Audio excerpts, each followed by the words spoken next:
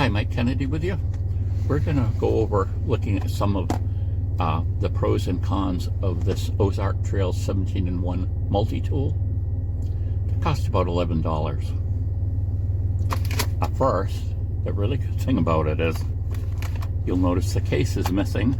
Well, the case is just the right size for a Leatherman Wave Plus. So normally to get a case, a new sheath, I should say sheath, not case, but new sheath, I'd have to send away. It's $15 plus shipping. So with this, I'm getting the case for $11. Plus we have the multi-tool. Now, just to refresh your memory, and I'll have a link below, we already reviewed this $8 knife for multi-tool Ozark Trail. Just wanted to point out one of the things that I liked about this is that while the tools don't lock, there is some protection offered by the fact that once it's closed, the blade can't close back on you. So that to me is important, especially if you're going to be using a serrated blade or something where you're going back and forth, and especially if you might be poking this into something.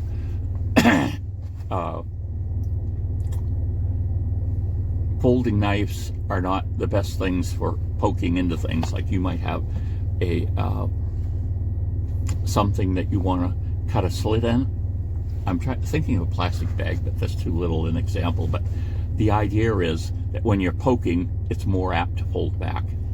But so this tool, it's got a spring too, is a nice light-duty, smallish multi-tool. And for $8, you're not going to go wrong.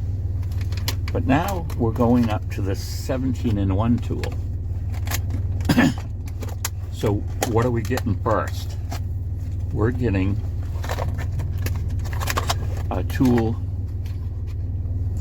that's much larger. Well, I shouldn't say much larger, really. Look at that. But the blades are a little bit longer. We'll pull out one here. There's your straight edge. Now, this is really stiff to operate. You can see it requires some force. Now I haven't oiled this, so I think I would do that first with this. Now, you're just looking for pliers. This being larger, that's a decent set of pliers. But these tools are all on the outside. So let's see if we can't get this serrated blade out. No, is that the, well, yes, this is what they're calling the serrated blade. Oh no, I pulled the straight edge out on the other one. But you can see the tools are only slightly bigger. So you've got a beefier looking knife, but here we go. The blades aren't tremendously bigger. And again, very stiff. Like I say, we haven't oiled this yet. And there we have almost identical sizes. A hair longer, but it has the thing for opening, if you could use that if it was loose enough. So it's a little thicker. So the tools are a little beefier here, but here's the problem with a let me get the Leatherman out too so I can show you the Leatherman.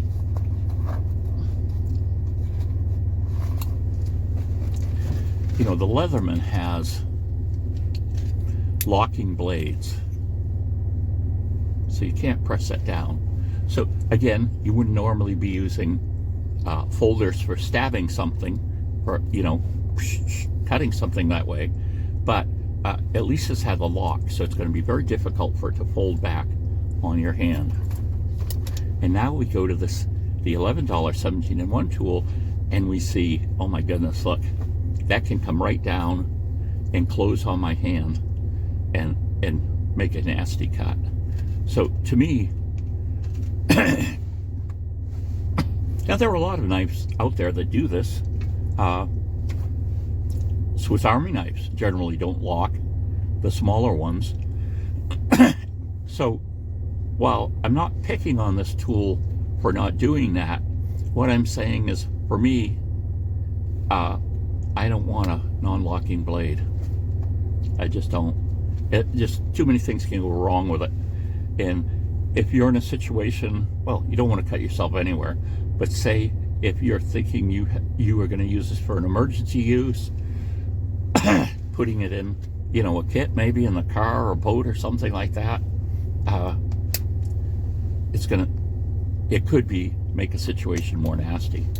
Now, again, this is quite hard to open, and let's look at what it weighs.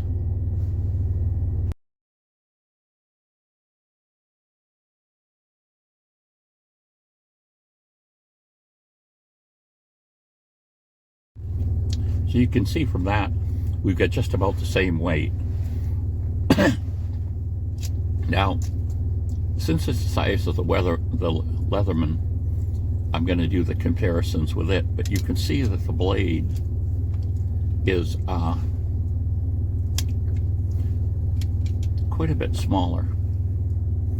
It's not a third smaller, but it's quite a bit smaller. Definitely thinner too. So you've got something the same size and weight, but the tools are all smaller. And I think that's significant. I'm just going to pull up some pictures and show you all the tools that are on the 17-in-1. This does have a lanyard hole. So if you wanted to put it on a lanyard, you could. It folds up with the regular tools, and some of these tools are really hard to get at with it being stiff. So I found a lot of times I have to deploy some other tools to get at the tool that I want, which is kind of a bummer, because and like I say, this is so stiff. Let's cheat.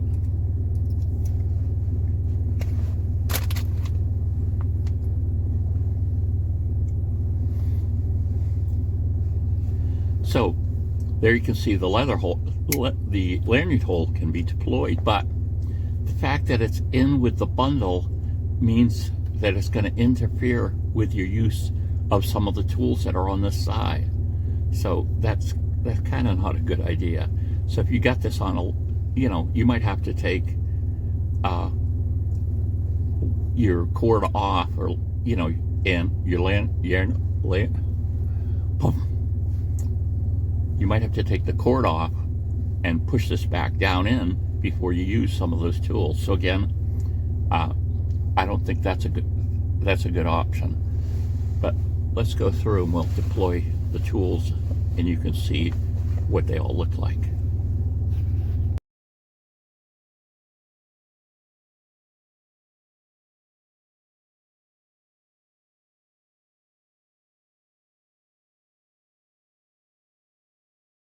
So you can see we do have a decent amount of tools here. They're smaller. The thing's really stiff to operate. And the blades don't lock, which is a biggie for me. So of course, I'm comparing it to this. This is 11, this is 100. So, I mean, obviously, this one better be a lot better than that one. And it in fact is. This has the hole as if you could do one-hand deployment, but I couldn't get it to work no matter what. And then on their other blade, they've got a cutout here too on the saw, but it's on the wrong side of the tool, So that would be for a left-handed person. So, you know, having both a right-handed and left-handed, that seems kind of odd to me.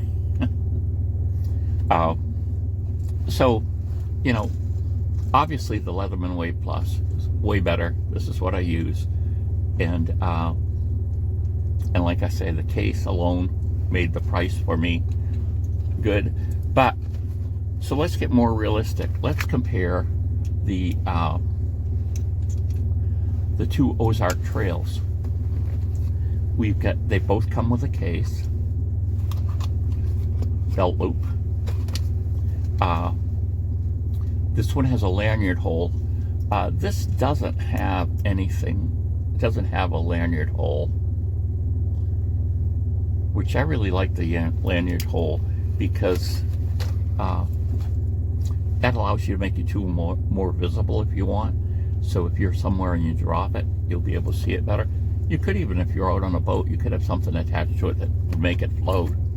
But I guess between the $11 tool and the $8 tool, even though these tools are smaller, I definitely go with this smaller multi-tool because of the fact that the things can't fold back on me. Now, if that's not a concern to you, then yeah, you're paying a couple dollars more. The tools are a little larger. You've got the lanyard hole, and